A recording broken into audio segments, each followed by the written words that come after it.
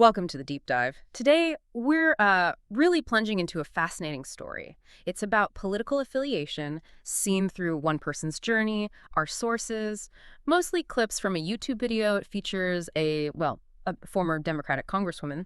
And our mission here is to unpack her story, really get into why she joined the Democrats, what she saw change, and, what made her switch. We'll look at her views on free speech, how the parties work, even objective truth. All in her own words. Yeah, this is quite unique. We get to hear about a big political shift straight from the source, so to speak. And what's really compelling, I think, isn't just the party change itself. It's the why, the principles, the values she talks about as the reason. So yeah, our goal is to just lay out her insights for you, straight from what she said, give you a clear picture of her viewpoint. Okay, so let's start at the beginning of her political life. The source says she was a Democratic congresswoman from Hawaii, 8 years, and even deputy head of the DNC at one point. That's pretty high up. She joined the party over 20 years ago, early 20s, said she kind of had to pick one. So what drew her in back then? What was the appeal? She mentions Dr. Martin Luther King, JFK, those sorts of figures. Seeing the Democrats as the party that, fought for the struggling working man and woman and cared about things like clean air and clean water. And it's interesting, she even says herself, back then, she wasn't exactly a typical Democrat in Congress. She puts her effectiveness down to broader public service experience, not just her party label, which, maybe suggests a bit of an independent streak from the start. Right. Interesting point. So, okay, if those were the values that pulled her in, what changed? She talks about a really fast transformation in the party. And here's where it gets, really specific in her account. She points to people like, I think she says, this guy M. Donnie in New York, and AOC, calling them self-proclaimed socialists who she sees as the party's future now. And she throws out this pretty pointed question, doesn't she? Like, what party would President John F. Kennedy most align with in today's world?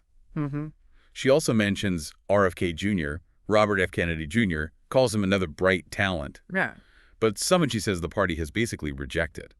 Yeah, that's a key moment in her story, it seems. She claims the Democrats used to be the party championing free speech, valuing robust debate, which sounds, fundamental. Absolutely fundamental. And she connects that to what she sees now. The message, in her view, being comply or else. Yeah. She alleges there's this enforcement of narratives, of talking points. And if you dissent, you face retaliation or, public punishment or smearing, which, she argued, directly shuts down free speech or real true dissent. It's a strong claim about internal culture. And she contrasts that directly with the Republican Party. She admits it can be really messy sometimes, calls it chaos even. But then she links that messiness, that chaos, to a core American idea, saying basically for a country founded on freedom, true freedom and free speech, well, guess what? This is what you get. That's quite a take, isn't it? Yeah. It makes you wonder, is a party's internal messiness a sign of its values, like freedom, or just how it operates? She seems to imply the Republican way, even if chaotic, reflects that freedom principle more, unlike the Democrats' perceived machine. So, given all that, her perception of where the Democrats were heading, where does she go politically? Well, the source says she, and also RFK Jr., ended up endorsing President Trump for 2024. And she stresses the reasons were very positive, not just being against Biden. Though she does say she has a lot of criticisms of him and his administration. She even wrote a whole book about leaving the Democrats. Right, and she talks about seeing this unique and incredible coalition forming around Trump, people seeing beyond party lines, as she puts it. She frames Trump as someone standing up for working men and women, and points to specific things she calls practical decisions, like proposing no tax on tips for waiters or on Social Security income. And she sounds appreciative of being involved in discussions based on what makes sense. What's in the best interest of the American people is how she describes it. She even talks about Trump's victory in 2020, calling it an unprecedented historic win. And she mentions traveling with Bobby Kennedy, seeing ideological diversity in crowds, people having real conversations about things that matter. And she claims that after 6 months, Trump is delivering on his promises. And it sounds like this wasn't a snap decision. She says she tried for a long time, tried to bring about change within the Democratic Party, to bring it back to the party of JFK, basically. But she says she met extreme resistance. She even recalls being ridiculed in a 2020 debate for suggesting they, revive kind of a new Democratic Party focused on people and free speech. So after trying and facing that resistance, why? Why does she think the party became, in her words, far more extreme and unrecognizable? She gives a really deep reason here, almost philosophical. She says the party is not rooted in the Constitution anymore, and maybe even more fundamentally, that there are people in power who just refuse to accept that there is such a thing as objective truth. Wow. Yeah, that's a heavy statement.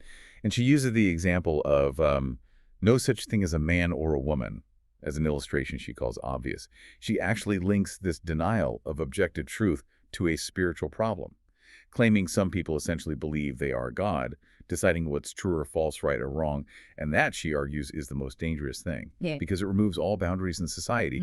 And ultimately, she claims, it's all driven by a desire for power. What a journey, really, from that initial idealism, those core values, to feeling completely disillusioned based on free speech issues and this profound disagreement about truth itself. It really does highlight how deeply personal convictions, these fundamental principles, can drive huge political shifts for people. It kind of forces you to think about how we define things like freedom, dissent, truth, and how those definitions can lead people down very, very different political roads. Absolutely. So, as you think about her story, maybe consider this. If that chaos of open debate is seen by some as, well, a necessary part of freedom, and the machine of party unity is seen by others as essential for getting things done, maybe even a threat to dissent, how might those different views, those different ways of operating shape where political discussion and maybe even governing goes next in this country?